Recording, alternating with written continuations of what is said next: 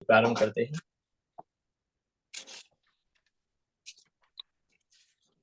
मंगलाचरण करेंगे।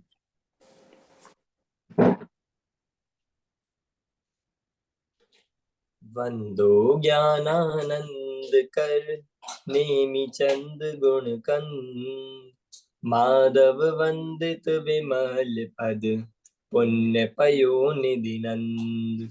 दोष दहन गुण गहन घन, अरि करि हरि अरिहंत।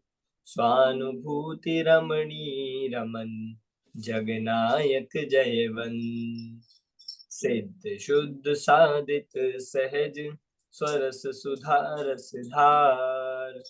समय सार शिव सर्वगत, नमत हो सुखकार। जैनी बानी विविध विधि, वर्णत विश्व प्रमाण। स्यात् पद मुद्रित अहेत हर, करम सकल कल्याण। मैं नमो नगन जैन जन, ज्ञान ध्यान धन लीन। मैन मान बिन दान धन, ऐन हीन तन छीन। ए विधि मंगल करन ते, सब विधि मंगल होते उदंगल दूरी सब, तम जो भानु द्योत।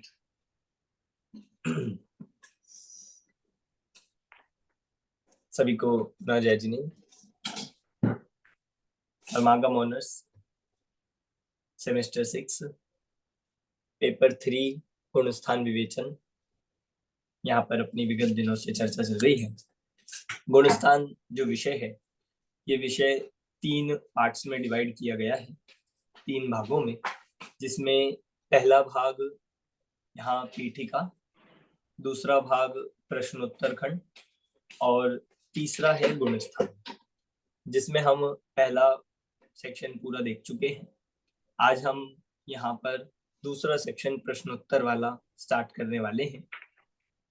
एक तरह से ये जो प्रश्नोत्तर वाला सेक्शन है, यद्यपि ये यहाँ पे सिलेबस में पूरी तरह से रखा गया है, परंतु ये जो विषय है ये हमारे लिए सेल्फ स्टडी जैसा है।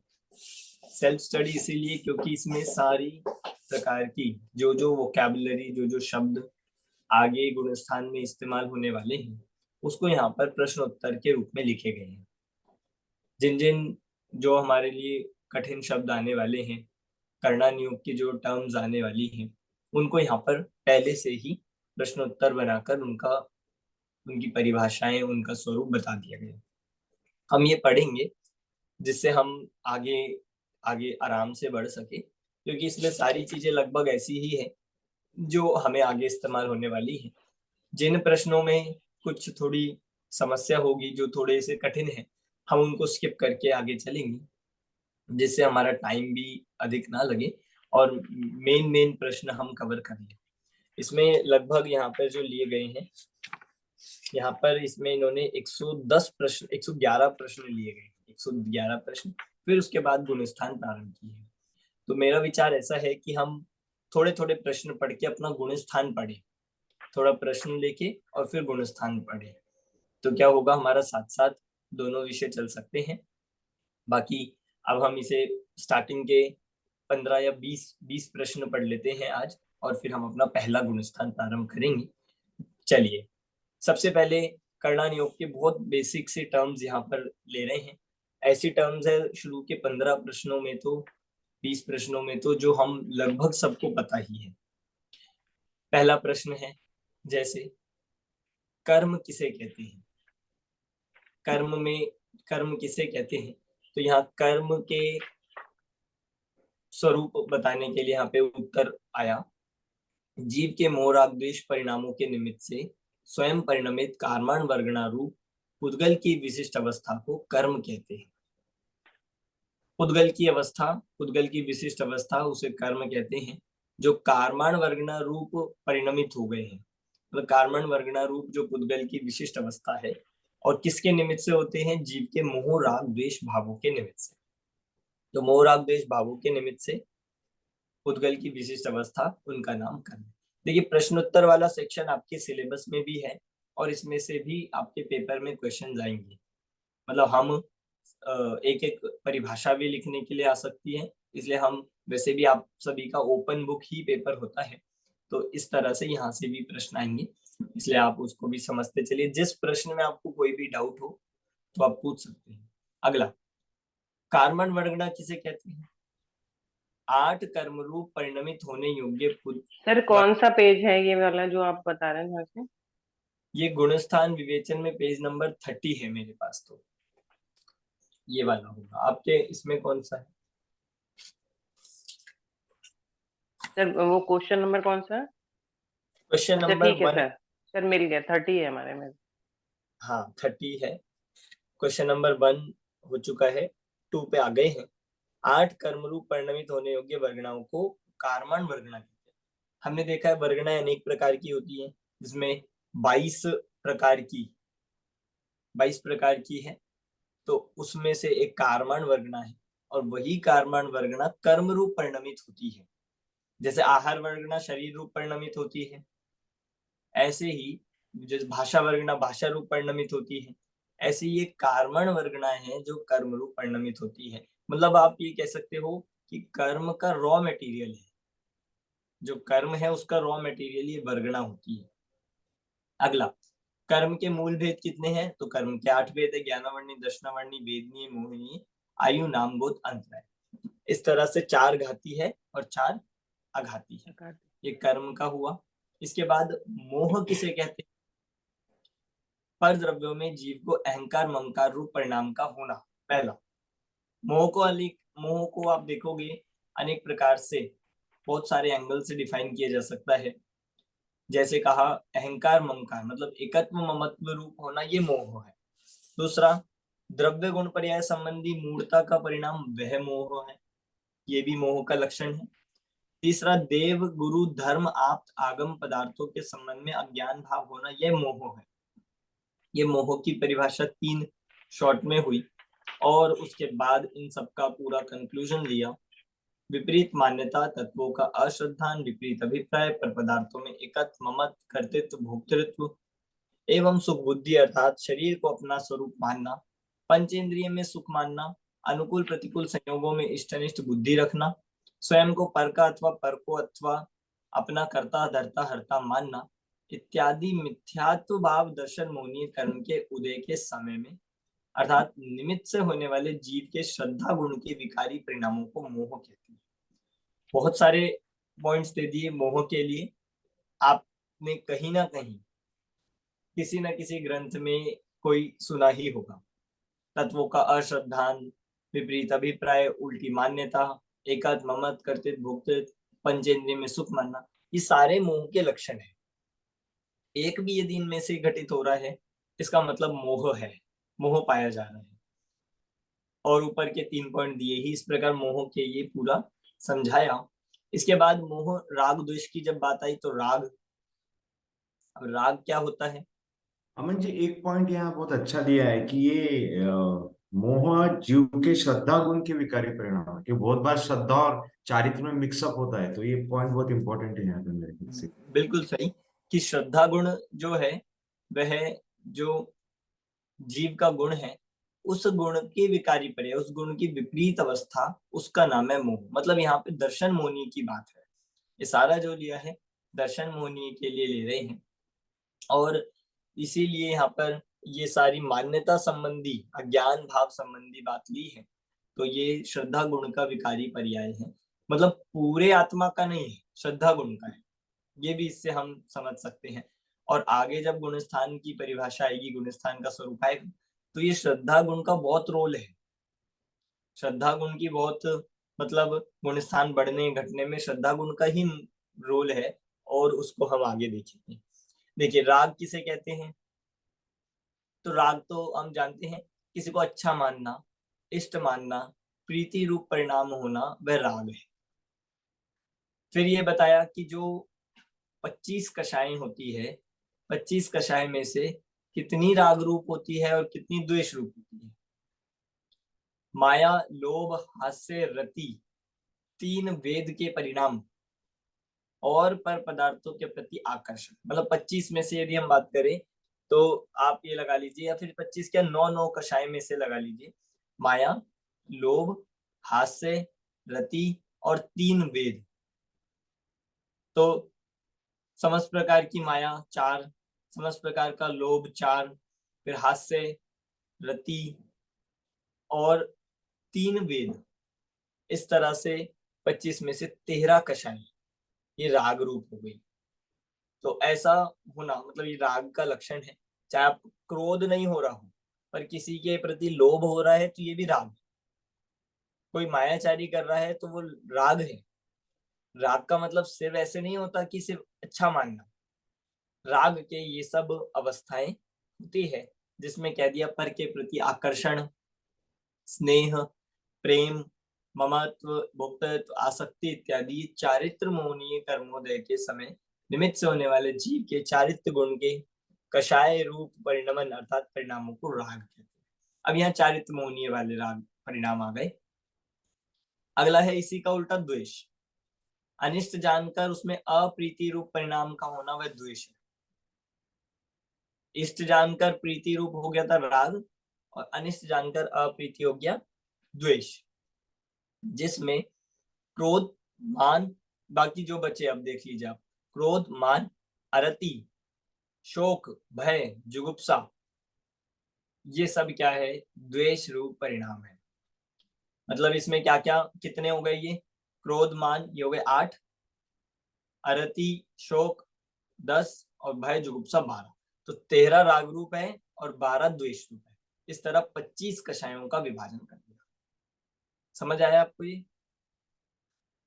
ऐसा और अलग अलग और क्या द्वेष के फॉर्म्स हो सकते हैं, घृणा, ईर्ष्या, द्वेष, जलन, द्रोह, असूया। मतलब ये सब चारित्र मोह के उदय के समय में अर्थात निमित्त से होने वाले जीव के चारित्र गुण के कषाय रूप परिणामों को द्वेष कहते हैं। क्लियर है? अब देखना बिल्कुल सीक्वेंस से चलेगा। कर्म लिया तो फिर कर्म कार्मण वर्ग न ली, उसमें से फिर निकला कर्म 8 होते हैं, वो निकला। फिर कर्म बनते किससे, मोह राग द्वेष से बनते हैं। तो मोह लिया, राग लिया, द्वेष लिया। अब आगे चल रहे हैं कर्मों की और कितनी अवस्थाएं हैं। क्या सिर्फ कर्म बंधते हैं या कर्मों की और भी अवस्थाएं हैं? तो देखिए कर्म की 10 अवस्थाएं होती है। बंध, सत्ता, उदय, उदीर्णा, उत्कर्षण, अपकर्षण, संक्रमण, उपशांत, निधत्ति, निकाचित। ये 10 अवस्था बना दी। बंध, बंध हम मेनली हम इनमें से 3 को जानते हैं, बंध, सत्ता और उदय। या तो कर्म बंधेगा या सत्ता में पड़ा रहेगा या उदय में। पर ऐसी 10 अवस्थाएं हैं कर्म की। उदीर्णा, बहुत सारे कर्म परमाणुओं का एक साथ उदय में आ जाना। उत्कर्षण, कि कर्म परमाणु का अनुभाग का स्थिति का बढ़कर उदय में आ जाना। अपकर्षण, घटकर उदय में आ जाना। संक्रमण, साता का साता रूप असाता का साता रूप परिणमन हो जाना, चेंज हो जाना, ये संक्रमण है। उपशांत, उपशांत मतलब ऐसा है जो कुछ समय के लिए दबे रहना, जो उपशम जैसा होता है, दबे रहना, ये उपशांत में जाता है। निधत्ति, निधत्ति और निकाचित में आएगा कि जो कर्म नियम से उदय में आते हैं, जो अक्रम से आ जाते हैं, नियम से उदय में आते हैं, ऐसा ये निधत्ति और निकाचित ये कर्म की 10 अवस्थाएं होती हैं। और आप देखोगे पूरा जो कर्णन योग है इन 10 अवस्थाओं पे बेस्ड है। आप एक कर्म लेंगे मोहनीय, अब मोहनीय की 10 अवस्थाएं आप घटित करके देखोगे तो पूरा एक शास्त्र बन जाएगा, इतना विस्तार है। ऐसी ज्ञानावरणी, ये 8 कर्मों की 10 अवस्थाओं में क्या क्या होता है, क्या क्या चेंजेस होते हैं, ये सब इसमें दिखाई दिया जा सकता है। एक पुस्तक भी है अलग से, आपने देखी होगी, नक्शों में 10 कर्ण, जो अन्ना जी ब्रह्मचारी यशपाल जी जिनके गुणस्थान विवेचन लिखित है, उन्हीं के द्वारा लिखी गई है नक्शों में 10 कर्ण। उसमें इन 10 कर्ण का और डीपली एक्सप्लेन किया गया है। चलते हैं अब आगे, कुछ को यहाँ पर समझा भी रहे हैं, कुछ कुछ अवस्थाओं को। सबसे पहले बंध, बंध किसे कहते हैं? कि मोह राग द्वेष रूप परिणामों का निमित्त पाकर कारमान वर्गणाओं का आत्म प्रदेशों के साथ होने वाले विशिष्ट संबंध को बंध कहते हैं। कारमान वर्गणाएं और आत्मा दो है, और बंधते किससे हैं? वो जो अट्रैक्शन होता है वो किससे होता है? मोह राग द्वेष परिणामों के निमित्त से। तो इन दोनों में जो संबंध होता है उस संबंध को बंध कहते हैं। और वो कैसा होता है? वह संबंध होता है दूध पानी की तरह। मतलब बहुत सारे आप देखोगे एग्जाम्पल मिलेंगे, तो आत्मा और कर्मों का संबंध दूध पानी की तरह है, एक क्षेत्र भाव। विशिष्ट जो कहा, विशिष्ट संबंध का मतलब ये जो एक ही क्षेत्र पे है, ऐसा नहीं आत्मा अलग है और कर्म अलग है, शरीर में। बिल्कुल प्रदेश भिन्न भी नहीं है, एक ही क्षेत्र में रहते हैं, इसलिए उसको एक क्षेत्र अवगाह संबंध कहते हैं, जो दो चीजें एक क्षेत्र में अवगाहन करें। अगला, बंध के कितने भेद हैं? बंध के 4 भेद हैं। प्रकृति बंध, प्रदेश बंध, स्थिति बंध और अनुभाग बंध। इस तरह से बंध के 4 भेद होते हैं। फिर इसके बाद प्रकृति बंध। अब देखिए एक से एक कनेक्ट होते जा रहे हैं, तो उसके आगे का आगे प्रश्न ले रहे हैं। प्रकृति बंध, प्रकृति बंध में यहाँ पर ले रहे हैं प्रकृति अर्थात स्वभाव। प्रकृति अर्थात स्वभाव, जैसे 4 प्रकार के बंध हमने मोक्षमार्ग प्रकाशक में भी पढ़े हैं। कौन सा बंध होगा, किस जाति का होगा, किस स्वभाव का होगा, ये होता है प्रकृति बंध। जैसे नीम का स्वभाव कड़वा है, शक्कर का स्वभाव मिठास है, इस प्रकार कर्मों का अपना अपना क्या होता है? स्वभाव होता है। उस स्वभाव को यहाँ पर प्रकृति बंध कहा जा रहा है। ठीक है। दूसरा, कर्म रूप परिणमित होने योग्य पुद्गलों को ज्ञानावर्णादि मूल प्रकृति रूप तथा उत्तर भेद प्रकृति रूप परिणमन का होना प्रकृति। मतलब जो 8 कर्म है वो कर्मों की प्रकृति कहलाएगी, कौन से टाइप का। और अगर 8 मूल है तो नीचे उत्तर में कह रहे हैं कि जो 148 प्रकृतियां हैं टोटल मिला के, ये कर्म की उत्तर प्रकृतियां कहलाती है। ठीक है, ये हो गया प्रकृति बंध। प्रकृति बंध में टाइप ऑफ बंध, क्वालिटी ऑफ बंध यहाँ पर देखा जाएगा प्रकृति बंध में। चलिए आप पढ़िए अजय जी आगे के प्रश्न। एक एक प्रश्न पढ़ते चलिए। प्रश्न क्रमांक 25, प्रदेश बंध किसे कहते हैं? जीव के साथ प्रति समय जितने पुद्गल परमाणु कर्मरूप परिणमन करते हैं उनके प्रमाण अर्थात संख्या को प्रदेश बंध कहते हैं। स्थिति बंध किसे कहते हैं? ज्ञानावरणादि कर्मरूप परिणमित पुद्गल स्कंदों का आत्मा के साथ एक क्षेत्रावगा स्थिति रूप कालावधि के बंधन को स्थिति बंध कहते हैं। अनुभाग बंध किसे कहते हैं? ज्ञानावरणादि कर्मों के रस विशेष को अथवा फल प्रदान करने की शक्ति विशेष को अनुभाग बंध कहते हैं। देखिए ये 3 अब हुए, जिसमें प्रकृति हो गया क्वालिटी टाइप, दूसरा आ रहा है प्रदेश बंध। प्रदेश बंध में ये है कि पुद्गल परमाणु मतलब एक समय प्रबद्ध रूप, समय प्रबद्ध होती है क्वांटिटी, कितनी क्वांटिटी में कर्म के परमाणु बंधकर जीव के साथ बंध रहे हैं, परिणमन होकर जीव के साथ बंध रहे हैं, उस संख्या को प्रदेश बंध कहते हैं। मतलब समय प्रबद्ध रूप मतलब ये होता है जो एक ग्रुप, जो एक समुदाय, जिस समुदाय से कर्म आके बंधते हैं उस संख्या को प्रदेश बंध कहेंगे। कारण वही है पीछे जो लिया था, जीव के परिणामों का निमित्त पाकर, वो हर पे लगेगा, पर यहाँ वो मेंशन नहीं किया है, पर उतना शामिल है। और ऐसा कर्म, और ये हम आगे भी देखेंगे, पता भी है हमें कि जैसे जैसे परिणाम होते वैसे वैसे कर्मों के प्रदेश आते हैं। ठीक है, कितने आने हैं कितने बंधने हैं ये सब निर्भर करता है योग पर। आगे चलते हैं। स्थिति बंध, स्थिति बंध है टाइम पीरियड, कितने टाइम तक के लिए, कितनी काल अवधि के लिए। तो यहाँ कहा ज्ञानावर्णादि कर्म रूप परिणमित पुद्गल स्कंदों का आत्मा के साथ एक क्षेत्र अवघा रूप काल अवधि के बंधन। एक क्षेत्र अवघा रूप तो वो है ही पहले की परिभाषा में से। काल अवधि कितने टाइम पीरियड के लिए आ रहे हैं, कितने ड्यूरेशन तक वो जीव के साथ रहेंगे, फल देंगे, ये सब करेंगे, ये कहलाता है कर्म की स्थिति। मतलब हर कर्म अपना अपना टाइम लेकर आया है, कब आना है और कब कितने समय तक उस कर्म को खिर जाना है। ये उसका निश्चित काल होता है, कितने समय में वो काल पाकर खिरेगा, ये सब उसकी स्थिति बंध कहलाती है। अगला है अनुभाग बंध। अनुभाग बंध होता है कि कर्म बंधन के साथ साथ टाइम भी हो गया, संख्या भी हो गई, पर अब कितनी इंटेंसिटी का होगा, कितनी शक्ति वाला होगा, कितने मतलब पावर से वो फल देगा, कितने उसका फल देने की शक्ति विशेष को अनुभाग बंध कहते हैं। मान लीजिए एक कर्म परमाणु आए, एक आता नहीं है, एक आए एग्जाम्पल में, और अनुभाग बहुत तीव्र है तो वो बहुत अधिक फल देगा। वहीं दूसरी तरफ बहुत कर्म परमाणु आए और अनुभाग बहुत कम है तो कम फल देके खिलेंगे। मतलब कितनी इंटेंसिटी से आपको उसका फल मिलेगा, उसका उदय आएगा, ये सब उसके अनुभाग पे डिपेंड करता है, फल देने की शक्ति कितनी है। जैसे होता है ना कि कोई ऐसी चीजें होती है जिनमें कम क्वांटिटी में भी यदि एक बूंद भी लो और यदि उसमें शक्ति ज्यादा हो तो वो अपना बहुत असर दिखाती है। और कोई चीजें ऐसी होती है जिनका बहुत क्वांटिटी में भी खाए, सेवन करें, पर शक्ति कम होती है तो वो बहुत भी असर नहीं करती। जैसे कि कई प्रकार की ऐसी दवाइयां होती है, ऐसे कई प्रकार की औषधि होती है। अब जैसे जहर है, जहर की एक बूंद भी ली जाए तो यदि इंटेंसिटी वाला होगा तो एक बूंद भी क्या कर देती है, मरण का काम करेगी।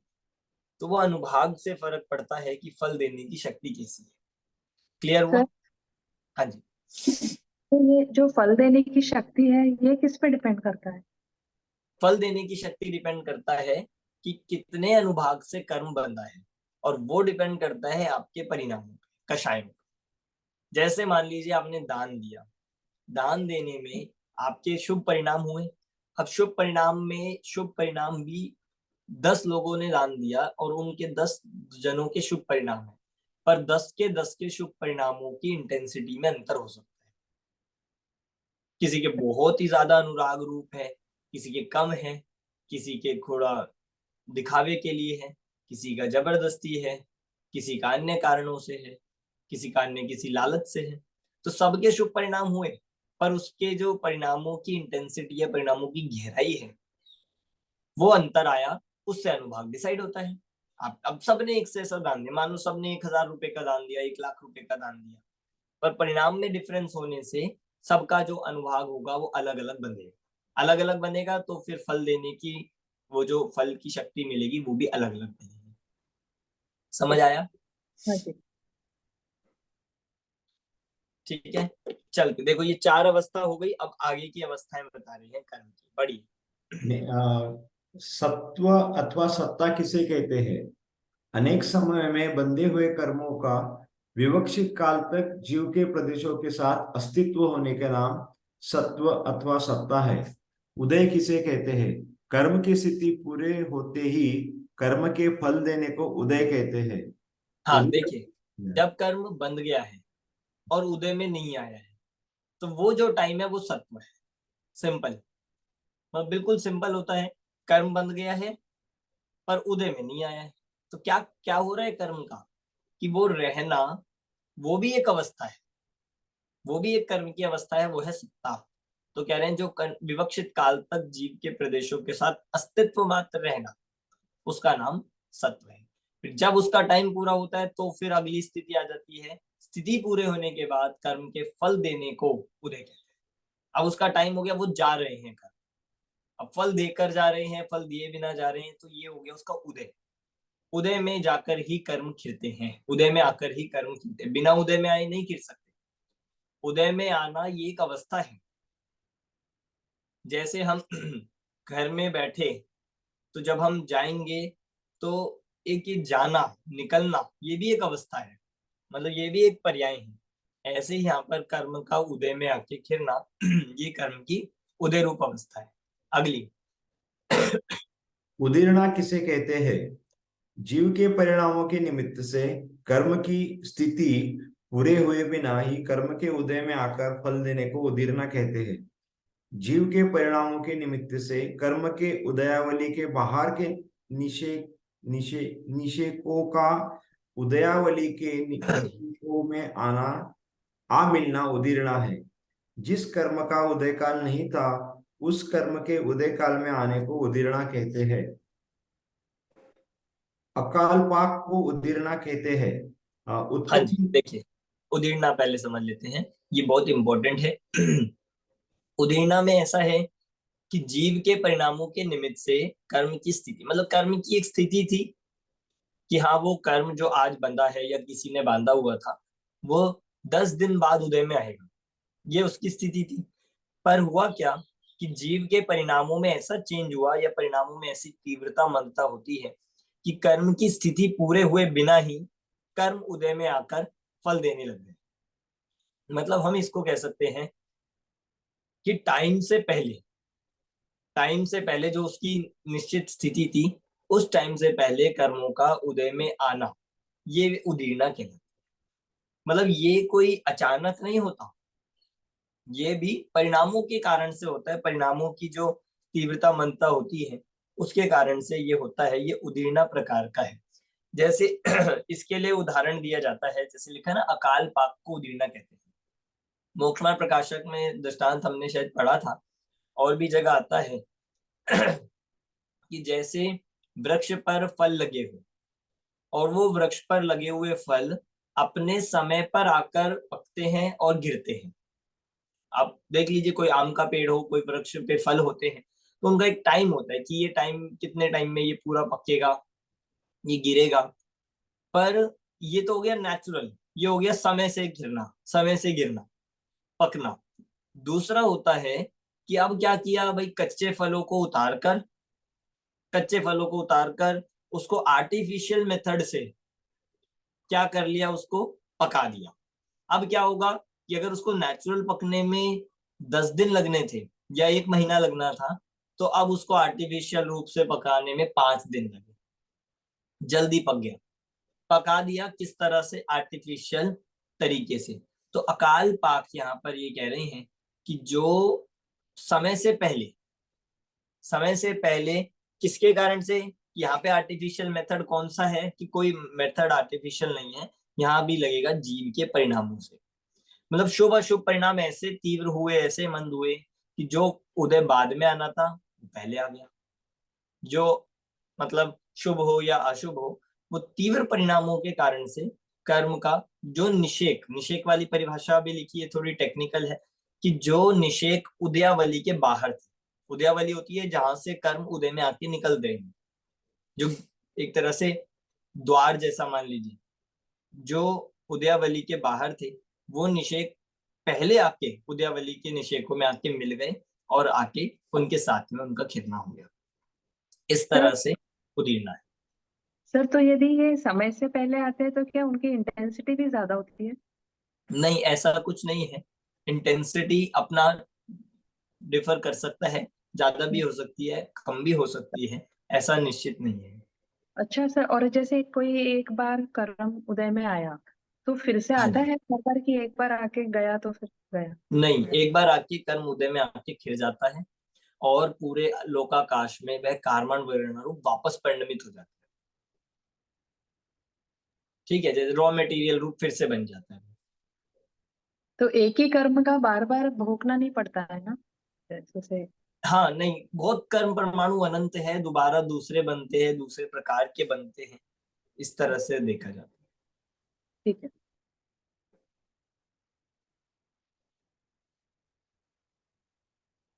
चलिए। उत्कर्षण किसे कहते हैं? जीव के परिणामों का निमित्त पाकर कर्म के स्थिति अनुभाग को बढ़ने को उत्कर्षण कहते हैं। हाँ देखिए, जो आपने अभी कहा ना कि घट के आते हैं कि बढ़ के आते हैं, अगला भी पढ़ दीजिए चलिए। अपकर्षण किसे कहते हैं? जीव के परिणामों का निमित्त पाकर कर्म के स्थिति अनुभाग के घटने को अपकर्षण कहते हैं। हाँ, मतलब समय का तो उदीरना ने डिसाइड, उदीरना में दिखेगा कि पहले आ गए, जल्दी उदय में आके घिर गए। पर कम ज्यादा भी हो सकता है। कई बार ऐसा भी हो सकता है कि जिस समय कर्म बंधा था, मतलब आप देखो कितनी ज्यादा फ्लेक्सिबिलिटी है। और फ्लेक्सिबिलिटी के साथ साथ हम ये कहेंगे कि जीव के परिणामों का कितना बड़ा रोल है। इसीलिए कहा जाता है परिणामों को संभाल। देखो मैं एग्जांपल देता हूँ। जैसे मान लीजिए आपने किसी समय कोई शुभ परिणाम किया और उस शुभ परिणाम से आपको बहुत अच्छा साता रूप कुछ उदय बंधा और बहुत तीव्र इंटेंसिटी के साथ, तीव्र अनुभाग और स्थिति के साथ बना। पर बाद में क्या हुआ कि बाद में जीव के ऐसे तीव्र परिणाम हुए, कषाय रूप परिणाम होने लगे, द्वेष रूप परिणाम हो गए, धर्म विरुद्ध परिणाम होने लगे। तो इससे क्या हो सकता है? इससे ये हो सकता है कि जो कर्म आपके अधिक स्थिति और अनुभाग वाले बंधे थे, वो हो सकता है अल्प स्थिति वाले रूप परिणमित हो जाए। उसका नाम है अपकर्षण घटना। मतलब ऐसा भी चेंजेस हो सकता है। ऐसे उत्कर्षण भी बाद में अच्छे बाद में अधिक शुभ परिणाम होने से हो सकता है वो शुभ का उदय, जो साता का उदय आना था, वो बढ़ के उदय में आए। उत्कर्षण ऐसे शुभ पे भी लगाना और अशुभ पे भी दोनों पे इस तरह से लग जाएगा। तो ये सब परिणामों के निमित्त से होता है, सारा ऐसा चेंज दिखाई देता है। इसीलिए इनको यहाँ पर स्थान दिया गया है।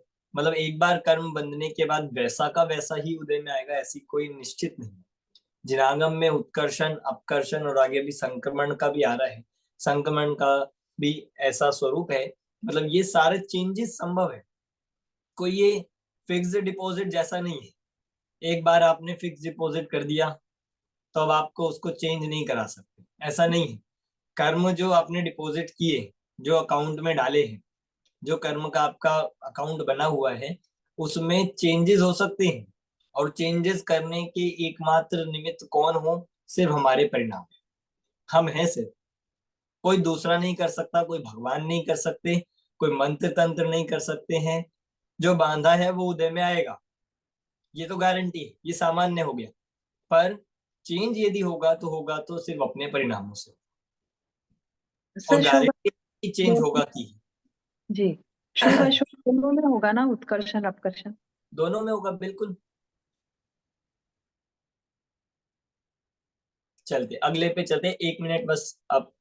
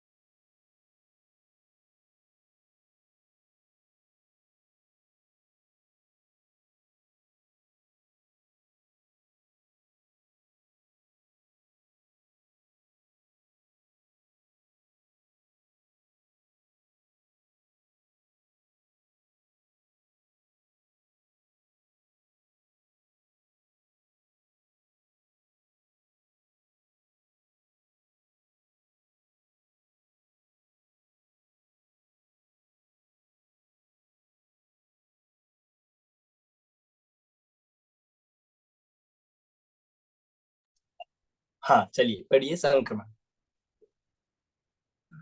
संक्रमण किसे कहते हैं? विवक्षित कर्म प्रकृतियों के परमाणुओं का सजातीय अन्य प्रकृति परिणमन होने को संक्रमण कहते हैं।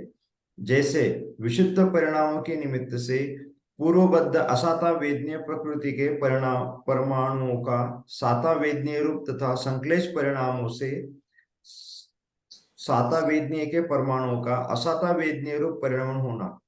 इनमें भी इतनी विशेषता है कि एक मूल प्रकृतियों में परस्पर संक्रमण नहीं होता। चारों आयुओं में आपस में संक्रमण नहीं होता। मोहनीय का उत्तर भेद दर्शन मोहनीय का चारित्र मोहनीय में संक्रमण नहीं होता। दर्शन मोहनीय के भेदों में एवं चारित्र मोहनीय कर्म के भेदों में परस्पर संक्रमण होता है। हाँ देखिए, यहाँ पर अब दूसरी चीज और आ गई।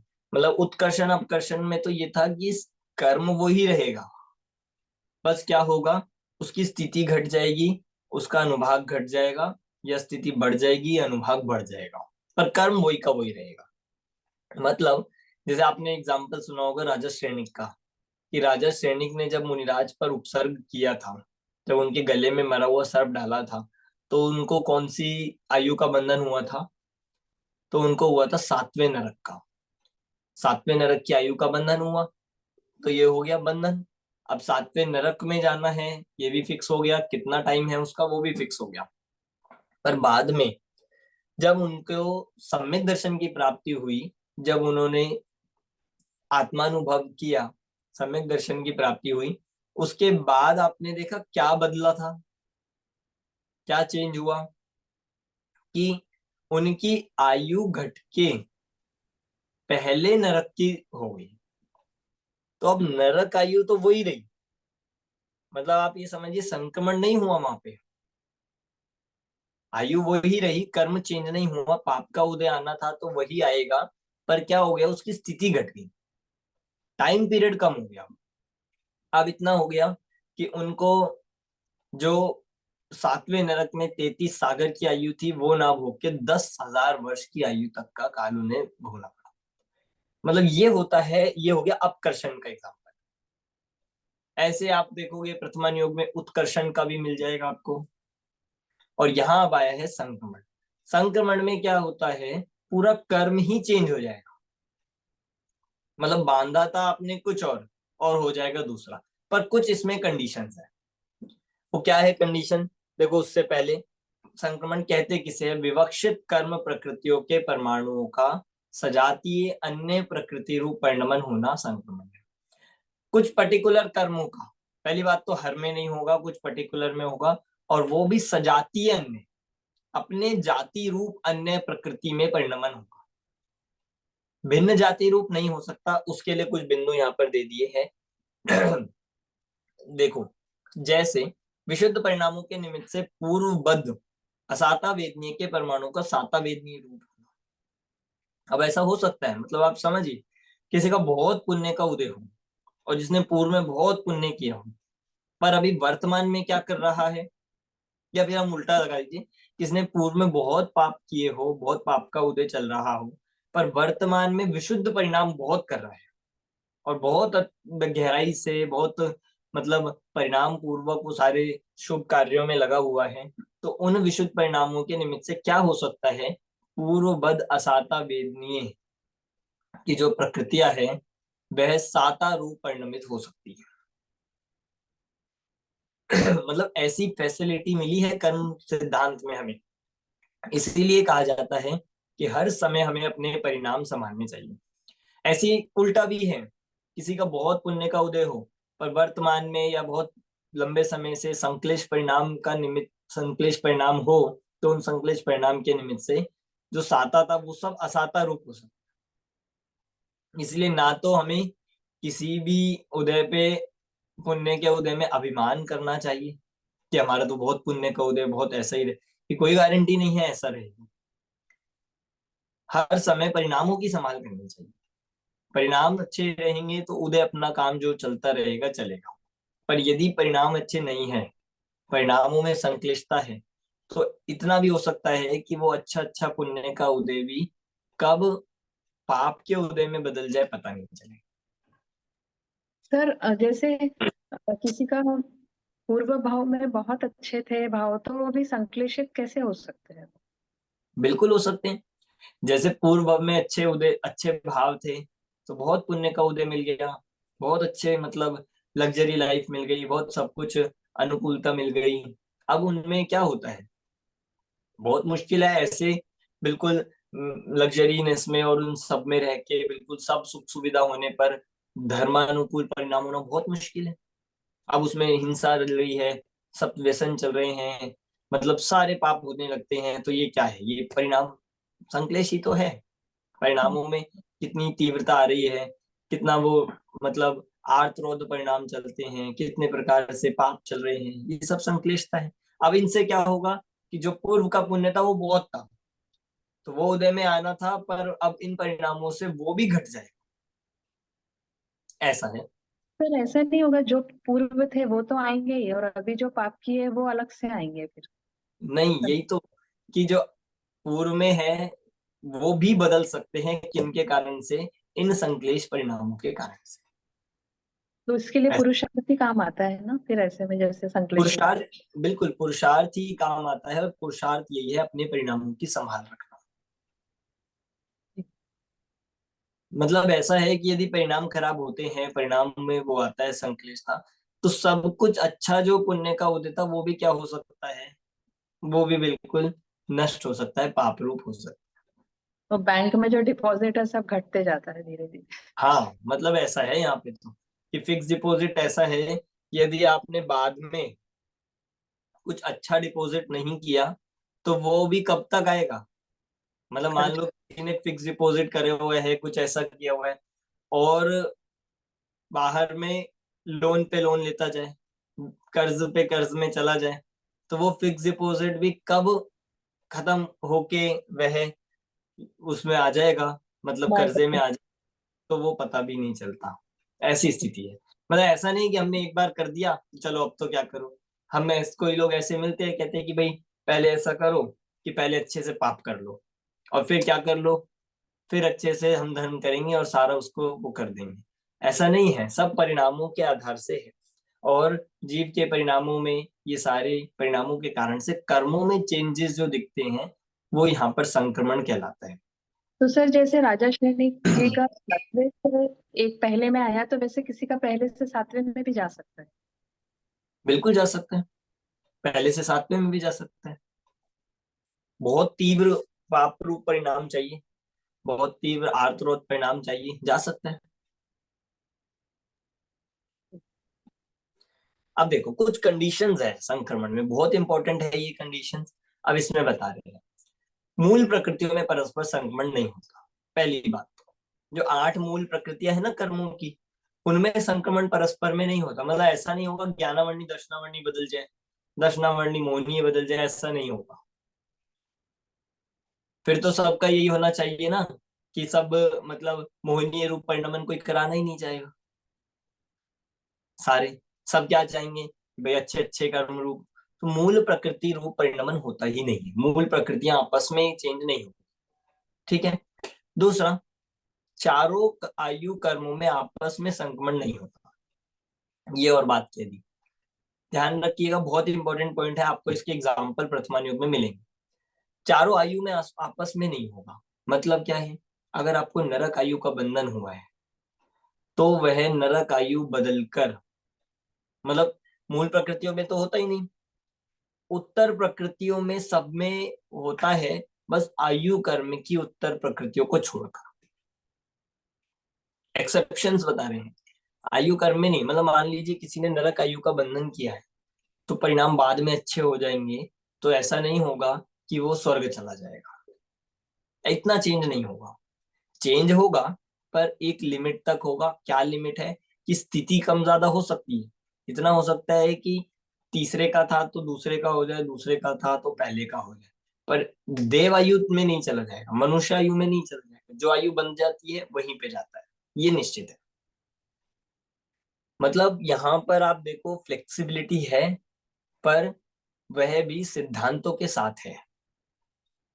ऐसे नहीं है कि अपनी सुविधा अनुसार चलो भाई जैसे मर्जी, जैसे अन्य मत आदि में दिखते हैं ऐसी चर्चा चलती है कि भाई चलो तुम्हारे ये बंधा है या ये है, तो ये मंत्र तंत्र कर लो तुम्हारा बदल जाएगा, कि नहीं।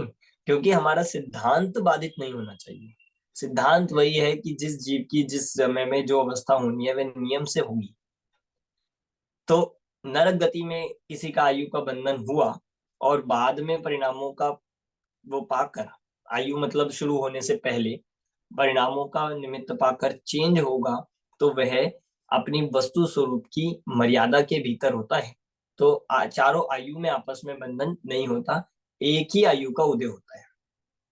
ठीक है। तो फिर 7वें से तो पहले में आए हैं, लेकिन उसमें भी असाता में भी साता भी से में हो सकता है ना, दो चीजें भी हो सकती है ना। हाँ, साता रूप भी लगा लीजिए ना, स्वर्ग में भी लगा लो। हम्म। किसी का पहला था 5वां हो जाएगा, प्रमोशन भी हो सकता है, डिमोशन भी हो सकता है, पर आई। बदल के आयु ही नहीं बदलेगी, गति नहीं बदल जाएगी। हम्म।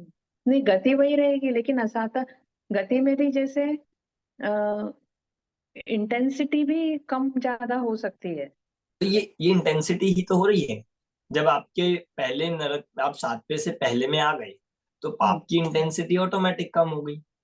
जैसे सर पहले नरक में भी दुखी है, लेकिन उसमें भी साता में से साता में जा सकते हैं ना थोड़े। साता तो है ही नहीं, नरक में तो साता है ही नहीं, है तो हाँ। असाता ही। बस इतना डिफरेंस है, ज्यादा साता और कम असाता। हम्म। बस इतना है कि जब 7वें नरक से पहले नरक में संक्रमण हुआ तो टाइम तो कम हुआ ही, पर उसके साथ जो फल मिलना है, जो अनुभाग से फल मिलना है, वो भी कम हुआ। ठीक है। जी। सर ये तीस- मूल प्रकृति, हाँ जी। मूल मूल प्रकृति और उत्तर प्रकृति कौन कौन सी है? ज्ञानावर्णी, दर्शनावर्णी, मोहनीय, अंतराय, आयु, नाम, गोत्र, वेदनीय, ये तो हो गई मूल प्रकृतियां। फिर उत्तर प्रकृति जो इनके भेद है, जैसे अच्छा अच्छा ठीक है। ज्ञानावर्णी के 8, ऐसे दर्शनावर्णी के 4, ये होती है उत्तर प्रकृति। ऐसे करके टोटल 148 प्रकृतियां हैं। ठीक है जी, ठीक है ठीक है, थैंक यू। थर्ड पॉइंट, मोहनीय का उत्तर भेद, दर्शन मोहनीय का, चारित्र मोहनीय में संक्रमण नहीं होता। देखो एक और एक्सेप्शन आ गया। यद्यपि उत्तर प्रकृति में सब में होता है, एक आयुओं को हटा दिया था, और एक मोहनीय भी हटेगा। मोहनीय में संक्रमण तो है, पर दर्शन मोहनीय का चारित्र मोहनीय रूप नहीं होगा, चारित्र मोहनीय का दर्शन मोहनीय रूप नहीं होगा। जो दर्शन मोहनीय के कर्म है वो दर्शन मोहनीय में ही रहेंगे, चारित्र मोहनीय के कर्म है वो चारित्र मोहनीय रूप। मतलब उनका दोनों का बिल्कुल हस्तक्षेप नहीं है, जैसा अभी अजय जी कह रहे थे ना।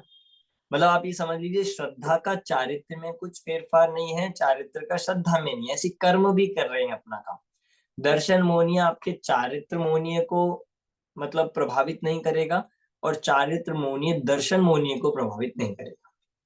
इसलिए आप दर्शन से चारित्र, चारित्र से दर्शन का कनेक्शन नहीं जोड़ सकते। तो ये इसमें एक्सेप्शन है मोहनीय का। पर इसी में दर्शन मोहनीय का दर्शन मोहनीय के भेदों में एवं चारित्र मोहनीय का चारित्र मोहनीय कर्म के भेदों में परस्पर संक्रमण होगा। मतलब आप क्लियर समझ लीजिए, दर्शन मोहनीय चारित्र मोहनीय रूप नहीं बदलेगा, या चारित्र मोहनीय दर्शन मोहनीय रूप नहीं बदलेगा। पर दर्शन मोहनीय के 3 भेद है।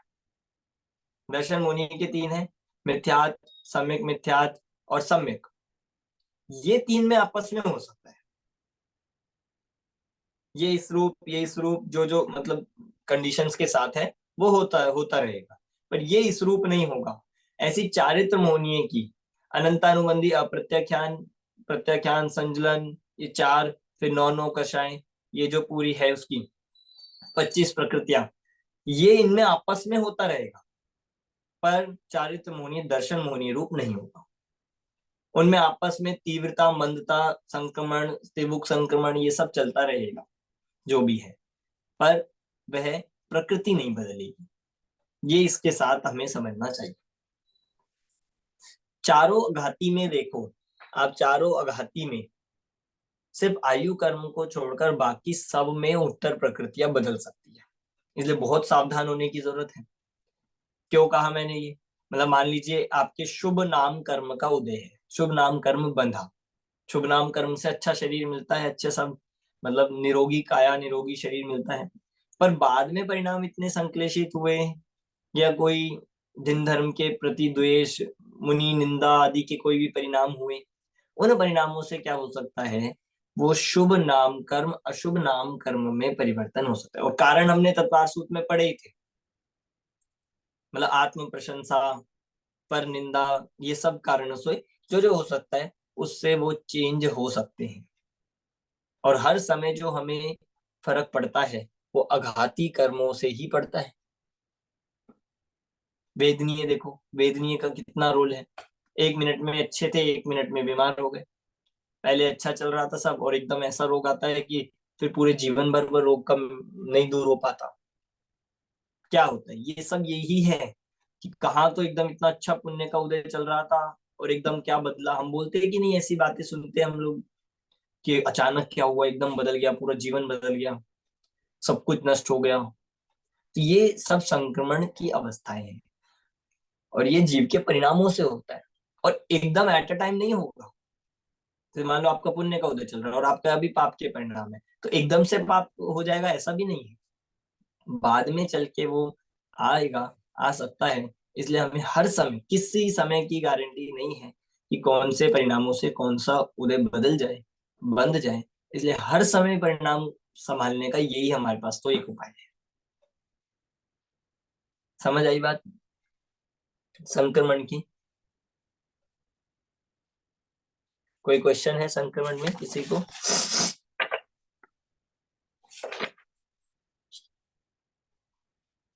तो ये अपना अब यहाँ पे 19 प्रश्न तक हमने देखे हैं। अब ये 19 प्रश्न मतलब मेन प्रश्न तो यहाँ के स्टार्टिंग के हुए हैं। अब इसके बाद अब आगे हम गुण स्थान को स्टार्ट करते हैं। सबसे पहले आप पहला गुण स्थान निकाल लीजिए। पहला गुण स्थान आप इसमें निकाल लीजिए। पहला गुण स्थान का नाम क्या है? मिथ्या। मिथ्यात्व। मिथ्यात्व। गुण स्थान से पहले, गुण स्थान से पहले थोड़ी सी चर्चा हम गुण स्थान के स्वरूप की करेंगे। आप आपके तीसरा जो चैप्टर होगा क्या नाम से है? गुण स्थान विवेचन, गुण स्थान भूमिका है जिसमें। तो देखिए अब थोड़ा सा हम गुण स्थान के विषय में एंटर कर रहे हैं। गुण स्थान कितने होते हैं कि 14 गुण स्थान होते हैं। 14 जो कहे गए हैं ये मोटे मोटे जीव के परिणामों का क्लासिफिकेशन किया है, पर अगर हम सूक्ष्मता से देखेंगे तो गुण स्थान जितने जीव के परिणाम है उतने हो सकते हैं, जितने परिणाम उतने गुण स्थान। अब सबसे पहले आप ये विचार करिए कि गुण स्थान कौन से अनुयोग का विषय है। ये गुण स्थान जो है ये करणानुयोग का विषय कहलाता है। चारों अनुयोग में से जो गणित, जीव के परिणाम, सूक्ष्म केवल ज्ञान, गम्य वर्णन करे वह करणानुयोग का विषय कहलाता है। इसलिए गुण स्थान करणानुयोग का विषय है। अगला प्रश्न आपसे पूछता हूं मैं, गुण स्थान द्रव्य है, गुण है या पर्याय है? पर्याय है। जब भी गुण स्थान की चर्चा अन्ना जी लेते थे या अभी प्रवीण जी लेते हैं तो सबसे पहला प्रश्न ये होता है, सबसे पहले ये क्वेश्चन होता है, गुण स्थान द्रव्य है, गुण है या पर्याय है? गुण होना चाहिए, नाम में ही दिख रहा है गुण, नाम में ही दिख रहा है ना गुण स्थान। परंतु ये नाम गुण स्थान होने पर भी ये गुण स्थान द्रव्य नहीं है, गुण नहीं है, ये पर्याय है। गुण स्थान पर्याय का नाम है, ये कोई स्थान नहीं है जैसे राजस्थान या ऐसा कोई स्थान हो। ये जीव की पर्याय है। और जीव की पर्याय में भी यदि हम देखेंगे तो जीव द्रव्य की, श्रद्धा और चारित्र गुण की, पर्याय का नाम गुण स्थान है। तो मूल प्रश्न का तो ये समाधान है कि गुण स्थान द्रव्य गुण ना होके पर्याय है। ये आप पॉइंट्स लिखते चलिएगा, ये पॉइंट्स आपको डायरेक्टली बुक में नहीं दिखेंगे और मिलेंगे भी तो आप मतलब हम ये नहीं देख पाएंगे कि कहाँ चल रहा है, पर आप लिख सकते हो। दूसरी तीसरी बात, एक प्रश्न और वे पूछते थे हमेशा कि हमें गुण स्थान में प्रवेश करना है या गुण स्थान के ज्ञान में प्रवेश करना है? ज्ञान। ज्ञान। गुण स्थान में प्रवेश करना है या गुण स्थान के ज्ञान में? एक ही तो बात है। गुण स्थान में प्रवेश करते हैं, अभी मैंने बोला ना, चलो अब हम प्रवेश कर रहे हैं गुण स्थान में, तो गुण स्थान में प्रवेश करना है या गुण स्थान के ज्ञान में? मात्र जानना है उसको। कि गुण स्थान में तो हम ऑलरेडी है, गुण स्थान में तो हम पहले से ही है। गुण स्थान में प्रवेश नहीं करना है, हमें गुण स्थान के ज्ञान में प्रवेश करना है, मतलब हमें ज्ञान करना है। इसलिए गुण स्थान में यहाँ पर चलने की बात कर रहे हैं। दूसरा फिर आप बताइए कि अगर हम गुण स्थान की बात कर ही रहे हैं तो थोड़ा बहुत तो आप सब, क्योंकि हमारे तो क्लास में आज लोग ही बहुत कम है, पर यदि हम सामान्य लोगों से पूछें तो जिन्होंने गुण स्थान कभी नहीं पढ़े होते हैं, कभी नहीं सुने होते हैं, एक बार का ऐसा प्रसंग वे बताते हैं कि एक बार ऐसी शिविर चल रहा था, प्रवचन हो रहे थे, मतलब वहां पे गुण स्थान की बात आई तो भाई एक किसी श्रोता से पूछा भाई आपका कौन सा गुण स्थान है? उन्होंने पूछा आपका कौन सा गुण स्थान है? तो वो बोला कि हमारा तो 14वां होगा, आपका पहला होगा। वो ऐसे बोला कि पहला तो आपका होगा, आप जैसे महापुरुषों का, ज्ञानियों का। हमारा तो कहाँ, हम तो लास्ट में होंगे 14वें गुण स्थान पे। तो ऐसा ना हो जाए हमारे साथ कहीं, इसलिए गुण स्थान की जानकारी होना जरूरी है। ये गुण स्थान 1 से लेके शुरू है, ये रैंक उल्टी है। मतलब आप इसको समझो, हर जगह क्या होता है, पहला पहला सबको फर्स्ट आना है। पर यहाँ फर्स्ट का मतलब पहला मिथ्यात्व है, यहाँ पहला सबसे निकृष्ट है। और अज्ञानी जीव जो मिथ्या दृष्टि है वो सब पहले गुण स्थानवर्ती कहलाते हैं।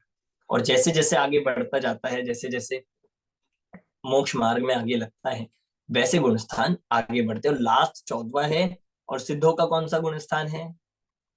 सिद्ध परमेष्ठी का गुण स्थानातीत है। सिद्ध परमेष्ठी गुण स्थान से रहित है। और हमारा भी लक्ष्य वही है कि गुण स्थानों में प्रवेश करके गुण स्थानों से पार होना है। कि आप कहोगे अभी तो कह रहे थे आप गुण स्थान में प्रवेश करना है, कि गुण स्थान में प्रवेश करने का उद्देश्य क्या है?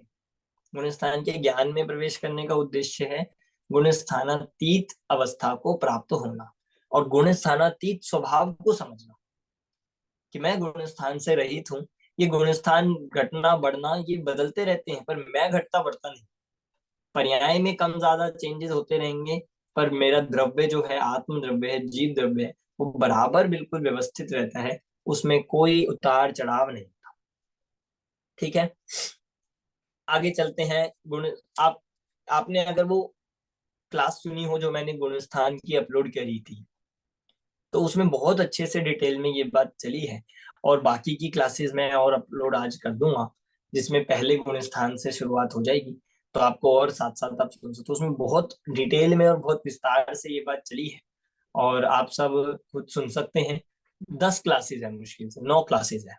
9 क्लासेस में 4 गुण स्थान अच्छे से वहां पे कवर किए गए हैं। और ये पूर्व की भूमिका जो हम अभी ले रहे हैं, जिसमें हमारा मतलब टाइम इसमें अलग से लग रहा है, आप उसमें भी कर सुन सकते हो। फिर यह गुण स्थान को जानने से, पढ़ने से लाभ क्या है, क्या फायदा है? कुछ फायदा है या नहीं है गुण स्थानों को जानने से? बताइए। सर गुण स्थान को तो समझना है नहीं, इतना इम्पोर्टेंट है कि नहीं तो हमको समझ में ही नहीं आता है कि आगे क्या होता है, कैसे आगे बढ़ना है।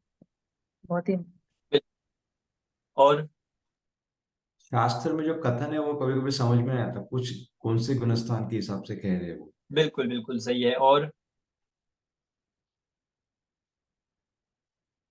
बिल्कुल आत्मा सही, की महिमा आती है। आगम की महिमा आती है, सर्वज्ञ की महिमा, बिल्कुल सही है। देखो, सबसे पहला लाभ क्या है? सबसे पहला लाभ ये है, हम गुण स्थानों को समझ के गुण स्थानातीत सिद्ध अवस्था की प्राप्ति करें। आप ये कब कर पाओगे? जब गुण स्थान का पता होगा। गुण स्थान ही नहीं पता होगा तो गुण स्थान से पार कैसे होंगे? मतलब आपको किससे पार होना है, पहले पता तो होना चाहिए कि गुण स्थान है क्या। अरिहंत मतलब श्रावक कैसे बनते, मतलब दूसरा लाभ इसमें आप ये लग सकते हो, उन स्थानों को जानकर मोक्ष मार्ग का ज्ञान होता है। मोक्ष मार्ग क्या है? सब कहते हैं मोक्ष मार्ग पे चलो, मोक्ष मार्ग से नेतारम। मोक्ष मार्ग क्या है? ये गुण स्थान मोक्ष मार्ग की क्लासेस है, रैंक्स है, डिवीजन है, जिसके अनुसार मोक्ष मार्ग बढ़ रहा है। पहली रैंक, दूसरी रैंक, तीसरी रैंक, ऐसे कर करके 14वीं रैंक, और उसके पार होके आप अल्टीमेट अवस्था जो है सिद्ध अवस्था को प्राप्त होंगे। तो गुण स्थानों को जाने बिना मोक्ष मार्ग चलना किस पर है ये कैसे पता चलेगा? मार्ग क्या है ये नहीं पता चलेगा। तो हम तीसरा, कहीं जाते हैं तो जैसे वो लगा लेते हैं लोकेशन मार्ग देखने के लिए, तो हाँ, वैसे ये बहुत ही इम्पोर्टेंट है, इसके बिना तो कोई डायरेक्शन नहीं रहेगा। जैसे मैप्स है, स्टेप्स है, कहाँ चढ़ना है, कहाँ चलना है, किस में क्या करते हैं, किस स्टेज पर क्या होता है, ये सब जानना कहीं भी जरूरी है। ऐसे ही मोक्ष मार्ग में गुण स्थान को जानना जरूरी है। बहुत सारे लाभ लिए मैंने उस क्लास में, आप सुनना, गुण स्थान के लाभ वाली क्लास जो है। फिर कहा देवशास्त्र गुरु की पहचान होती है।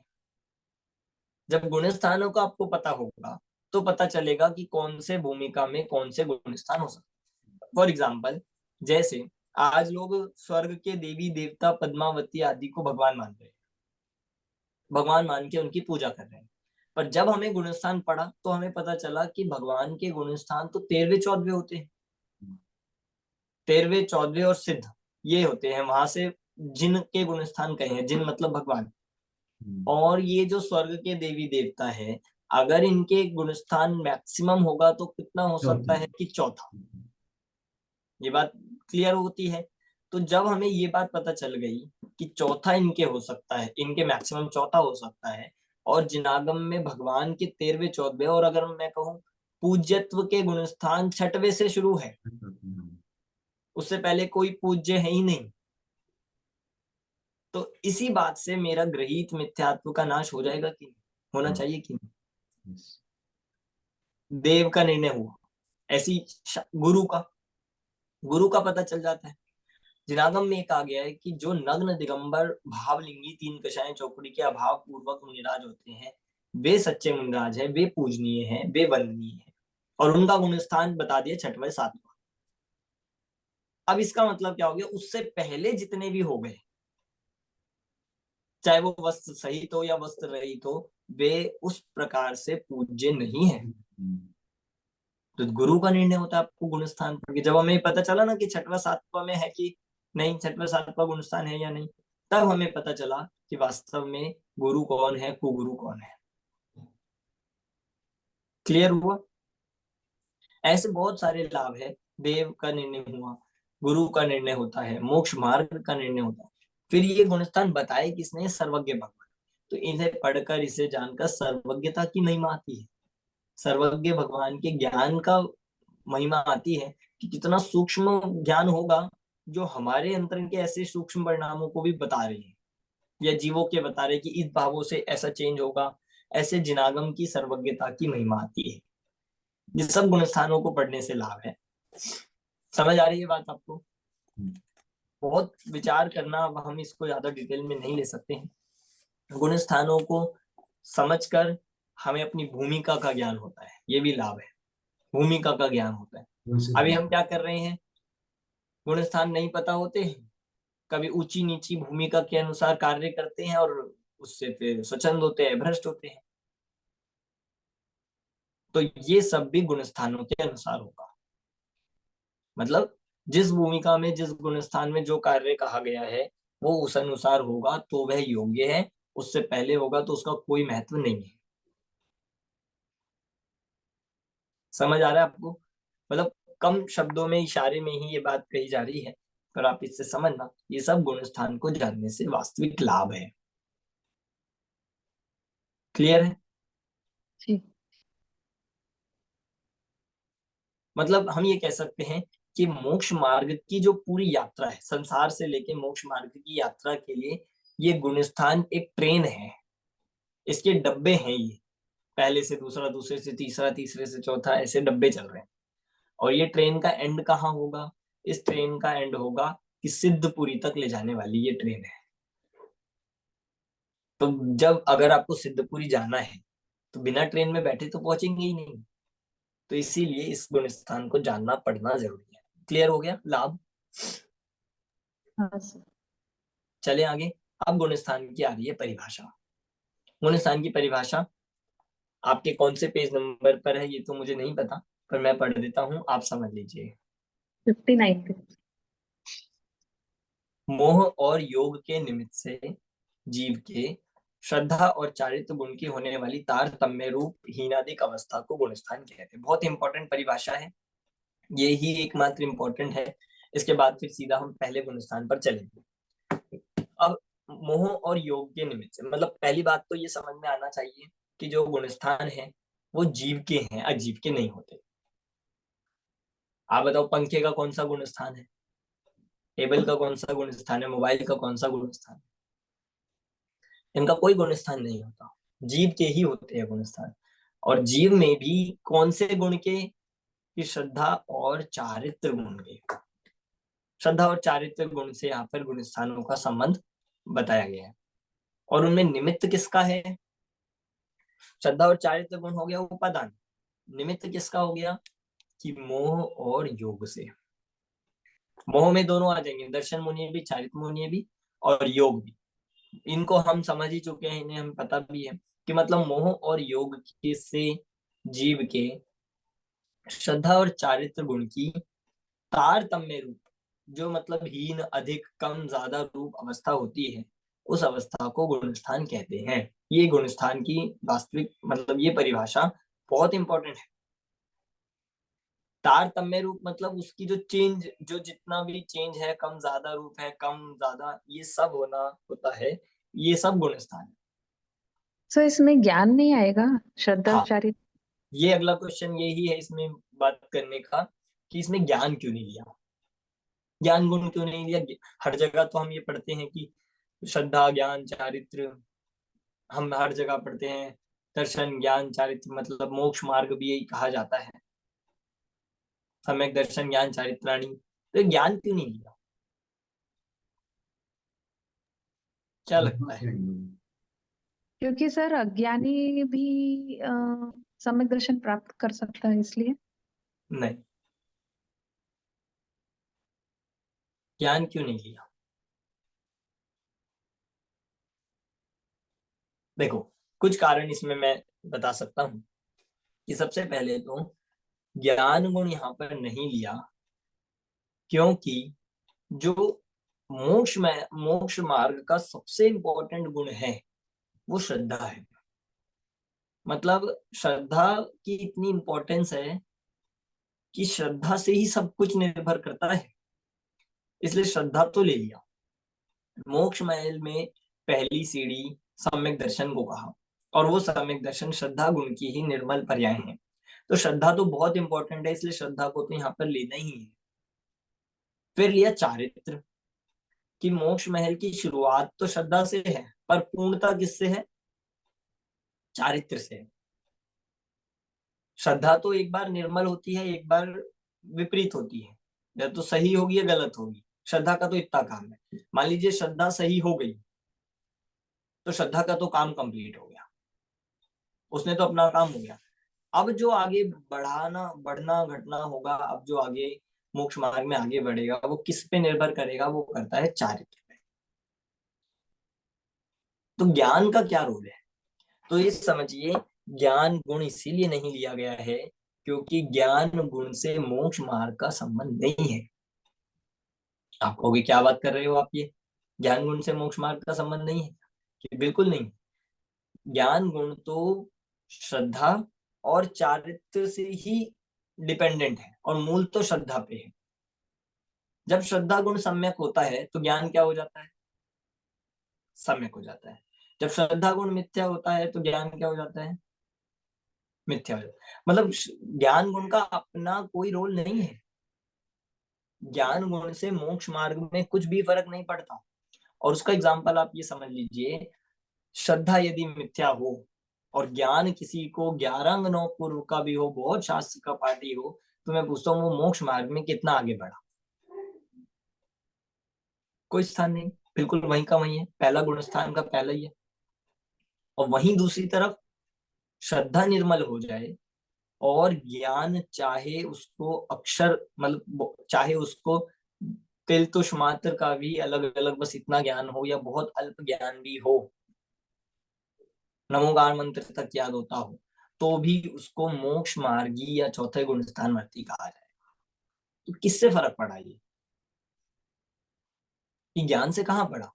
मुझे ज्ञान के एक पॉइंट है यहाँ पे, लेकिन ज्ञान जो है, ज्ञान ही श्रद्धा को ये करता है ना, जो विपरीत श्रद्धा है उसको पलटने का काम ज्ञान ही करता है। इसलिए ज्ञान और श्रद्धा ये दोनों की जोड़ी है साथ में। देखो, आप इसको ऐसे समझिए कि ज्ञान श्रद्धा को मार्ग तो दिखाता है, पर ज्ञान मार्ग दिखाने के अलावा और कुछ नहीं कर सकता। हम ये कह सकते हैं पहले ज्ञान होता है सामान्य ज्ञान, फिर उस ज्ञान से वो ज्ञान मार्ग दिखाता है। मतलब होता है ना, जाने नहीं तो श्रद्धान किसका करे? पहले जानेगा, जानना होएगा, पर जानने मात्र से मोक्ष मार्ग में कुछ नहीं होगा। आपको भी पता है आत्मा है, आपको भी पता है छह द्रव्य, आपको भी पता है सात तत्व, आपको भी पता है कि आत्मा मरता नहीं है, ज्ञान तो आपको भी है। तो कौन सा गुण स्थान माने? कि ज्ञान रास्ता दिखाएगा, ज्ञान मार्ग दिखाएगा, पर चलना किसको है? श्रद्धा को। जैसी श्रद्धा चलती है तब मोक्ष मार्ग की शुरुआत होती है, उससे पहले नहीं होगा। तो हमारा जो ज्ञान है उसका यूटिलाइजेशन हम लोग श्रद्धा को पलटने के लिए कर सकते हैं। वही तो करना है, वही हम कर सकते हैं। श्रद्धा कोई ऐसी चीज नहीं है कि एक ग्लास है आप उसको उल्टा रख दो, या उल्टा है उसको सीधा कर दो। श्रद्धा को मार्ग दिखाने का काम ज्ञान है। इसीलिए बारंबार तत्व ज्ञान करो, तत्व ज्ञान करो, इस पे फोकस किया जाता है, स्वाध्याय कर। क्योंकि ज्ञान ही आपकी उस श्रद्धा को बदलने में, पलटने में सहायक हो सकता है। पर अकेला ज्ञान कुछ नहीं करेगा, तब तक नहीं होगा जब तक श्रद्धा नहीं पलटेगी। जैसी श्रद्धा पलटेगी तो उस ज्ञान को भी हम सहायक कह के सम्यक ज्ञान कह देते हैं, वो ज्ञान सम्यक ज्ञान रूप हो जाता है। पर ज्ञान के अकेले कम ज्यादा होने से मोक्ष मार्ग में चेंज नहीं आएगा, इसलिए सर ज्ञान गुण यहाँ नहीं। जी, अपने इसमें तो ज्ञान का इतना ज्यादा पहले से बता के अंत में तो सिर्फ केवल ज्ञान ही रह जाता है, सिर्फ ज्ञान ज्ञान ज्ञान। तो वो सम्यक है तो फिर वही ऐसा लगा कि इसको तो लेना चाहिए था इसमें। बिल्कुल सम्यक है वो ज्ञान, और वो पूरा साथ साथ मोक्ष मार्ग में चल रहा है। पर मैं प्रश्न ये है, मतलब बात ये चल रही है कि उस ज्ञान से मोक्ष मार्ग नहीं बढ़ेगा। आप ज्ञान बढ़ा लोगे तो मोक्ष मार्ग नहीं बढ़ेगा। जो ज्ञान का रोल लिया गया है वो सिर्फ सम्यक पने और मिथ्या पने से लिया गया है। पर सर जैसे ज्ञान आता है तो श्रद्धा तो फिर अपने आप आती है उसके बाद, है ना? ऐसा पहले नहीं से है, होती है। ऐसा नहीं है ना। आप उल्टा समझिए, श्रद्धा के साथ उल्टा है। श्रद्धा होगी निर्मल तो ज्ञान अपने आप होगा नहीं। ज्ञान तो अच्छा। आपको भी है ना कि मैं आत्मा हूँ, ज्ञान तो आपको भी है कि मैं शरीर नहीं हूँ। हम्म। फिर क्यों नहीं हो रही श्रद्धा, क्यों नहीं हो रहा सम्यक दर्शन? और चलो आपको छोड़ो, ज्ञान तो आप सोचो उस 11 अंगनों पूर्व के धारक मुनिराज को कौन सा ज्ञान नहीं होगा? सारे ज्ञान है, उन्होंने तो सारे शास्त्र पढ़ लिया, आप देखो। फिर भी श्रद्धा का काम अलग है। इसलिए जैसे हम श्रद्धा और चारित्र को मिक्स नहीं कर सकते, ऐसे श्रद्धा और ज्ञान भी मिक्स नहीं होते। पर हाँ, इतना जरूर है कि श्रद्धा को मार्ग दिखाने वाला ज्ञान है। श्रद्धा के लिए जो रास्ता दिखाने वाला दीपक जैसा काम करता है वो ज्ञान है। पर चलना किसे है? श्रद्धा और चारित्र। श्रद्धा का ये है कि वो बिल्कुल हाँ या ना, सम्यक या मिथ्या, बस इतना काम है। और चारित्र में है ग्रेजुअली बढ़ते बढ़ते बढ़ते इस तरह से उसमें वृद्धि देखी जाती है। इस तरह की हीनादिक अवस्था से गुणस्थान बदलते और घटते हैं। इस हीनादिक अवस्था को गुणस्थान कहा जाता है। समझ आया? कुछ इसमें क्वेश्चन है? ज्ञान गुण क्यों नहीं लिया गया? नहीं, क्लियर हो गया है। और वो कैसा है कि अभी तो प्रैक्टिस जब जैसे जैसे आगे बढ़ेगी तो फिर और क्लियर होते हाँ, जाएगा। वो तो और आता चला जाएगा। पर ये बेसिक कॉन्सेप्ट हमें पता होना चाहिए कि गुण स्थान का संबंध श्रद्धा और चारित्र से है। मतलब श्रद्धा से बदलाव, श्रद्धा से बदलने में तो चौथा होगा या पहला होगा। अब उसके बाद जो 5वें से लेके 14वें तक विकास होता है, जो वृद्धि होती है, वो सब चारित्र गुण पे है। अब उसमें भी ज्ञान नहीं है। कहीं पे भी आप देखो ये नहीं मिलेगा कि चौथे गुण स्थान वाले को ज्ञान कितना है, 5वें को ज्ञान कितना है। पर इतना जरूर मिलेगा चौथे वाले का चारित्र कैसा है, 5वें का चारित्र कैसा है, 6वें का चारित्र कैसा है, कषाएं कितनी है, ये मिलेगा। इसलिए मोक्ष मार्ग में श्रद्धा और चारित्र गुण की बात ली है। ज्ञान तो उन दोनों के बीच में बैठा है कि जिसका संबंध श्रद्धा से भी है और चारित्र से भी है। सर प्रॉपर ज्ञान नहीं है तो श्रद्धान भी तो गलत हो सकता है ना? वही होगा ही, बिल्कुल होगा। हमें इसलिए तो पहले हर एक स्टेज पे ज्ञान मिलता है तो फिर हम अपना इसलिए ज्ञान चारित्र ज्ञान सुधार पूर्वक श्रद्धा ही श्रद्धा, से। हाँ। ज्ञान पूर्वक ही श्रद्धा होगी। पर हम्म। श्रद्धा होना ही मोक्ष मार्ग है। हम्म।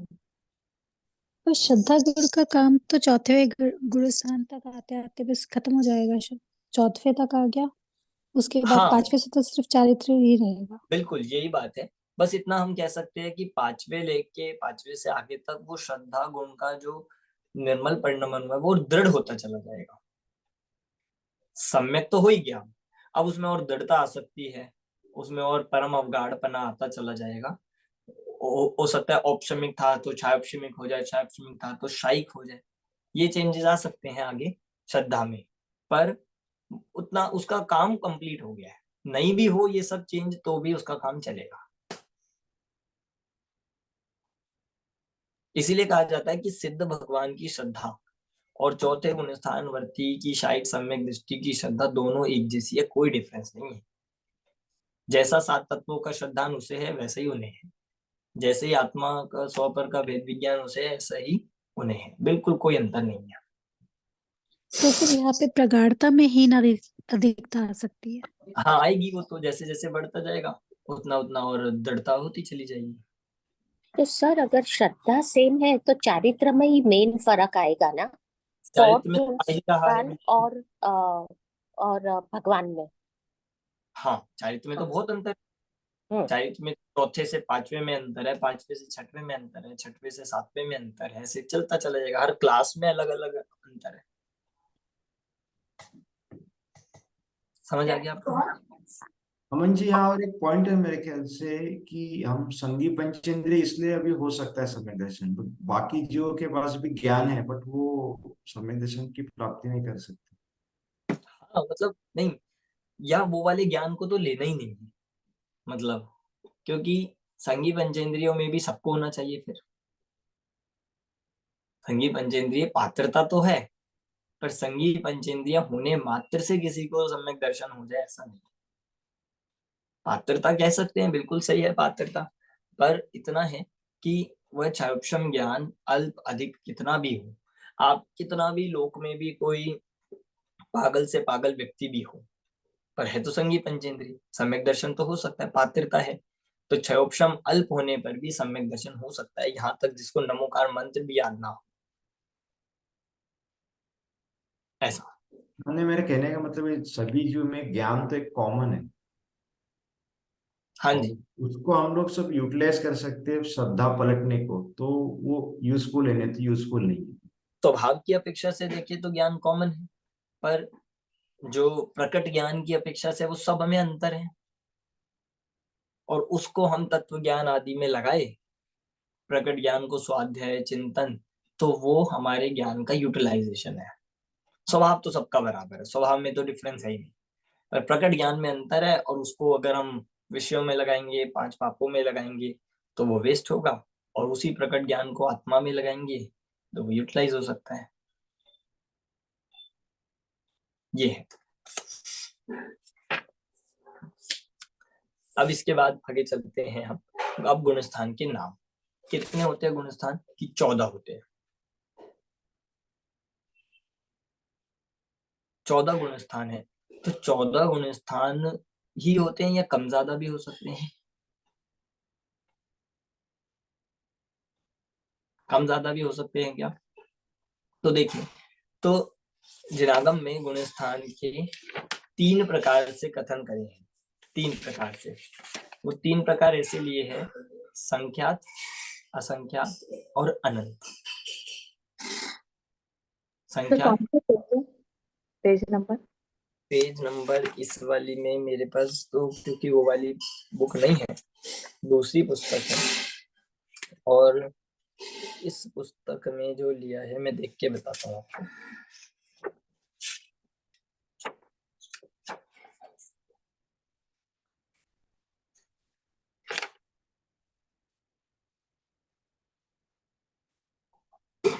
कि संख्यात, असंख्यात और अनंत।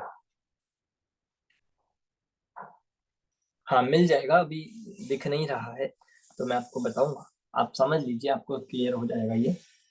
संख्यात अपेक्षा, संख्यात अपेक्षा गुणस्थान 14 है, संख्या जो है गिनती की अपेक्षा से। असंख्यात भी हो सकते हैं। असंख्यात कैसे होंगे? तो असंख्यात बनते हैं कि जीव जो, मतलब असंख्यात के, असंख्यात हम ऐसा कह सकते हैं कि जीव के जो परिणाम है वो असंख्यात लोक प्रमाण के होते हैं, और उन परिणामों की अपेक्षा से गुणस्थान भी असंख्यात प्रकार के हो सकते हैं, इसलिए गुणस्थान की संख्या असंख्यात बन जाएगी। फिर तीसरा अनंत, कि जितने जीव हैं उन सब का एक तरह से देखेंगे तो अपना अपना गुणस्थान, हर के गुणस्थान, मतलब मिथ्यात्व में भी आप अगर 10 जीव ले रहे हो तो 10 का सामान्य रूप से तो मिथ्यात्व है, पर सबके मिथ्यात्व गुणस्थान में या सबके मिथ्यात्व में डिफरेंस है, इसलिए जितने जीव उतने गुणस्थान, इस अपेक्षा से गुणस्थान अनंत प्रकार के भी हो सकते हैं जीवों की अपेक्षा से। तो संख्यात हो गए 14 की अपेक्षा से, असंख्यात हो गए जीव के असंख्यात परिणामों की अपेक्षा से, संख्यात लोक प्रमाण परिणामों की अपेक्षा से, और अनंत हो गए अनंत जीवों की संख्या की अपेक्षा से। इस तरह से 3 प्रकार से गुणस्थान बनते हैं। पर क्योंकि हमें असंख्यात भी नहीं पढ़ सकते हैं, अनंत भी नहीं पढ़ सकते हैं, इसलिए मोटे मोटे कैटेगरी करी है कि इस जाति के एक गुणस्थान के दिया वो पहला, इस तरह के गुणस्थान इस तरह के सारे परिणामों को ले लिया ये हो गया पांचवा, इस तरह के एक हो गया चौथा। इस तरह से पूरे ये 14 गुणस्थान बन गए हैं। तो इन 14 गुणस्थानों के नाम आप में से कौन बता सकता है, जिनको याद है?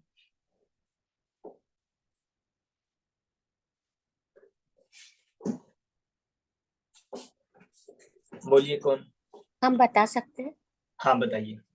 मिथ्यात्व, सासादन, मिश्र, अविरत, सम्यक्त्व,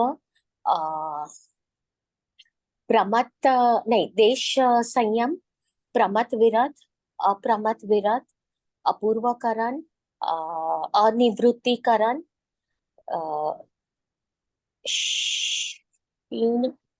नहीं, सूक्ष्म संप्राय, उपशम, मोह, सूक्ष्म संप्राय, सूक्ष्म मोह, 12 हो गया। हाँ, अयोगी, सयोगी, अयोगी। हाँ, जो आपने 12वां बोला वो सूक्ष्म मोह नहीं है, क्षीण मोह है। ओके। हाँ, तो मैं एक बार पूरे बोल देता हूँ। बहुत अच्छे आपने कहे। मिथ्यात्व, सासादन, मिश्र, अविरत सम्यक्त्व, देश विरत, प्रमत्त विरत, अप्रमत्त विरत, अपूर्वकरण, अनिवृत्तिकरण, सूक्ष्म संप्राय जिसको सूक्ष्म लोक भी कहते हैं, फिर उपशांत मोह, क्षीण मोह, सयोग केवली और अयोग केवली जी। सिद्धों का कौन सा गुणस्थान है इनमें से? कि वे गुणस्थान से रहित है। तो ये 14 गुणस्थान जो भेद कहे गए हैं, बहुत ही इंटरेस्टिंग इनका विषय है, इनका टॉपिक है। तो ये 14 गुणस्थान अब यहाँ से हमें स्टार्ट करने हैं। हम इसको नेक्स्ट क्लास से अब लेंगे। हमने गुणस्थान के आपको पीठिका बता दी, प्रश्न उत्तर में हमने 20 प्रश्न कर लिए हैं। आगे की अगली क्लास की स्टार्टिंग में लेकर करेंगे। और गुणस्थान का स्वरूप, गुणस्थान को पढ़ने से लाभ और गुणस्थान की बेसिक जानकारी भूमिका आपको हो गई है। अब हम जो डिवीजन हमें दिया गया है उस हिसाब से हम 3-3, 4-4 गुणस्थान 4-4 गुणस्थान हम एक क्लास में करके पूर्ण करेंगे। तो 4 गुणस्थान तक की जो क्लासेस मैंने ली है उसको मैं एक बार आपको लिंक भेजूंगा अपलोड करके, आप उन्हें जरूर सुनिए, तो ही आपको ये सब भूमिका वगैरह क्लियर हो पाएगी। जो लोग, क्योंकि कक्षा में आज बहुत ही कम लोग हैं, 5 ही लोग मुझे दिख रहे हैं, तो इसलिए फिर हम वो भूमिका दोबारा नहीं ले सकते हैं, क्योंकि ना ही इतना लंबा हमारे पास समय मिलेगा और ना उसकी रिवीजन उस तरह से हो पाएगी। इसीलिए आप उन क्लासेस को रेफर कर सकते हो, नहीं तो ये वाली क्लास भी रिकॉर्ड हुई है जो इनसे सुन सकते हैं। पर बहुत इंपॉर्टेंट टॉपिक है, जिन्होंने मिस किया है या जिनका मिस हो गया है अब वो कैसे करेंगे ये तो हम नहीं बता सकते। अब हम इसके बाद गुणस्थान की, पहला गुणस्थान मिथ्यात्व गुणस्थान, मैं पावर पॉइंट प्रेजेंटेशन भी है मेरे पास इसकी, वो मैं पर डालूं, जिसके आधार पर हम एक एक गुणस्थान को पॉइंट टू पॉइंट पढ़ेंगे। ठीक है, मिथ्यात्व गुणस्थान अपना आप स्टार्ट होगा, उससे पहले तक का आप विषय पढ़ लीजिए। प्रश्नोत्तर वाला सेक्शन आप पढ़ सकते हो खुद भी, जिस प्रश्न में डाउट हो आप पूछ सकते हैं, क्योंकि हम जब भी गुणस्थान हम पढ़ते थे या पढ़ाया जाता था तो ये सेल्फ स्टडी में ही होता था, पर क्योंकि ये इम्पोर्टेंट है इसलिए आपके मेन सिलेबस में भी ले लिया है और इसके आधार पर पेपर भी आएगा, तो हम उसको 20-20 प्रश्न करके 20-25 प्रश्न करके पूरा करेंगे। कोई डाउट है आज के विषय में से? अमन जी, जो कॉन्सेप्ट क्लैरिटी लिखना है उसमें तीनों अध्याय लेना है कि? कॉन्सेप्ट क्लैरिटी जो इसका लेना है, तीनों अध्याय तो पॉसिबल नहीं हो पाएगा क्योंकि बहुत बड़ा है, तो आप सिर्फ 3rd सेक्शन गुणस्थान वाला पार्ट ही लीजिए। सर हमने सोचा था, हमें तो लगता है कि ये 14 भी बहुत हो जाएगा। हाँ, वो तो 14 भी बहुत है, क्योंकि 8-9 पेज में लिखना, क्योंकि हमें तो सब कुछ इम्पोर्टेंट लग रहा है। हाँ नहीं, हम आपको पॉइंट्स बताएंगे कि किन पॉइंट्स में पढ़ना है, फिर लिखना भी उन्हीं पॉइंट से होगा कि कि हर गुण स्थान 6 या 7 पॉइंट के आधार पर पढ़ेंगे। उसका काल, गमनागमन, श्रद्धा, उसे चारित्र, उसका स्वरूप, इस तरह से 7 पॉइंट बनते हैं, उसके आधार पर हम ये करेंगे डिस्कशन। यानी तीसरा अध्याय ही लिखना है कॉन्सेप्ट के लिए। तीसरा ही लिखना है, ठीक है। चलिए अभी की कक्षा यहीं पे पूर्ण करते हैं। सभी को जय श्री राम। जय श्री राम। जय